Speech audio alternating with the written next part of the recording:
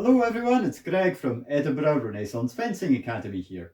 In today's video I want to talk a little bit more about guard stances or guard postures in rapier fencing.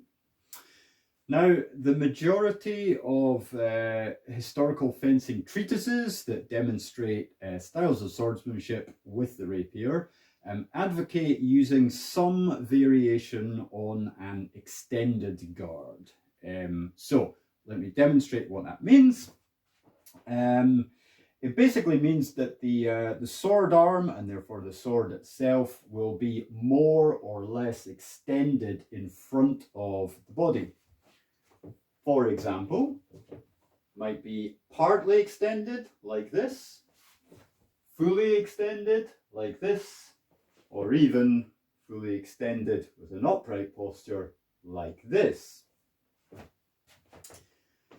Now, the reasons for having an extended guard are relatively obvious. It's very threatening for the opponent, keeps them far away, threatens them with a quick thrust attack, and in many ways it's really forcing them to try and engage or otherwise deal with your blade in a physical way before they can come in close to you.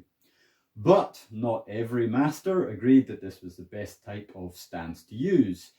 As I'm sure you know, my main focus is on Giacomo di Grassi's system from 1570, and he and a small number of other masters advocate having a withdrawn guard posture. So that means the stance is something like this, where the sword arm is down at the side or close to the lead leg somehow, and therefore the sword and the sword blade are relatively withdrawn compared to the other type of stance we examined before. This posture and some variations on it are shown in a couple of other systems, most notably that of Vincenzio Saviolo from 1595. So I want to discuss a little bit what these two masters in particular, Di Grassi and Saviolo, have to say about the withdrawn stance. Why did they think it was a good posture to use in combat?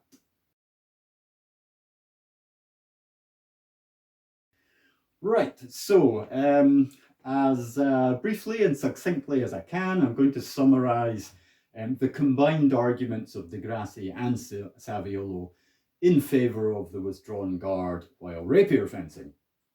So reason number one is that holding the arm, and therefore the sword, close to the body results in much less arm fatigue and tiring of the muscles. So Di Grassi specifically says you can wait safe and secure in the withdrawn guard for as long as you want without needing to worry about your arm getting tired.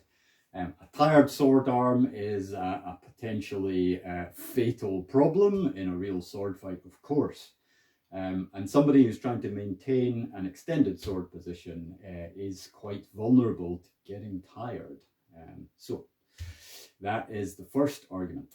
Secondly, if the arm starts in a withdrawn position, then the extension of the arm during the thrust in particular can really add to the power of the attack. Di Grassi notes that if you start with an extended arm, then the thrusts that you deliver will be relatively weak. So in his eyes, you can throw a much more decisive and powerful attack if you begin with a withdrawn arm. As a quick aside, obviously the masters who advocated extended guards had a different idea of body mechanics and how to drive their attacks, mostly coming from the back leg rather than from the arm extension. But in any case, for people like Di Grassi and Saviolo, the power of the attack is driven from the upper body and the arm extension. Next reason is a tactical one. With your sword arm withdrawn, it means that your blade is relatively close to your body, which makes it more difficult for the opponent to physically find and engage your blade and dominate it.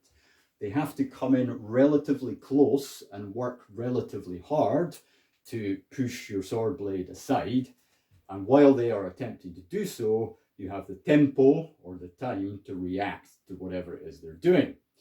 If you hold your sword arm and therefore your sword extended, then your opponent can begin to find your blade quite quickly and quite easily as they close in from a far distance.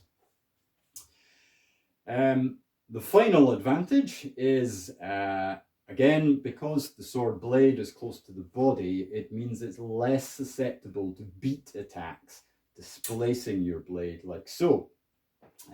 Saviolo in particular points out that if your sword blade is extended and it is firmly beaten by the opponent, then the blade may become displaced enough that the opponent can pass forwards into the space that it vacates and perform a grip or grappling move against your sword arm, which is clearly very dangerous. And in fact, in theory, this could also be applied even if the beat takes the sword towards your outside line, then the inside of your arm is left exposed for just such a move as well. If you keep your sword close to your body, of course it can still be beaten aside, but it's much easier to control the beat and reset your blade into the correct guard posture, the correct defensive posture, and also even if the blade is beaten aside, your wrist is not really in an exposed position to be grabbed by an aggressive opponent. So in general, the sword is just much easier to control, and the sword hand and sword arm is much more secure, tucked away behind the blade in the withdrawn guard stance. So to conclude today's video, I just want to briefly talk about how a Grassi or Saviolo fencer might want to approach confronting somebody who fences with an extended posture. For example, a student of Capoferro or Fabrice, or one of the Spanish Destreza masters. So it's important that you play to your own strengths and try to take advantage of your opponent's weaknesses. Do not be drawn into playing the sort of game that your opponent wants. So your opponent, with their extended guard, is going to be most likely looking to try and engage your sword and initiate the kind of bout where engagements, disengagements, and feints and so on are used to provoke an opening to launch an attack. As a Grassi or Saviolo fencer, you don't want this. Keep your sword withdrawn, use your footwork to keep out of trouble and keep your blade from being dominated. Wait for your opponent to overextend themselves, maybe tire out their arm, and then you can strike with a counterattack of your own. On the other hand, if your opponent is making use of their extended guard to be more defensive and to keep you at bay with the tip of their sword, they are presenting a long and inviting target for you to attack and take command of. You can beat aside their blade, either with your own sword or with your offhand, tiring them out, disrupting their defense, and then looking to attack into the gap, again using swift and efficient footwork. Footwork is going to be the key to facing off against an opponent with a longer stance. They do have a kind of tactical reach advantage on you because of their starting body posture, so you do need to be really fast with your feet, but you can definitely take advantage of the relative weakness of their extended blade.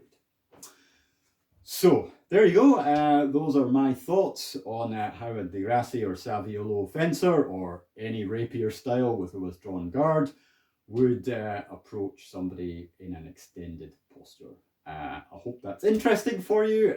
Do go out there and give it a go in training if you have the opportunity. All right, take care everyone. See you soon. Bye.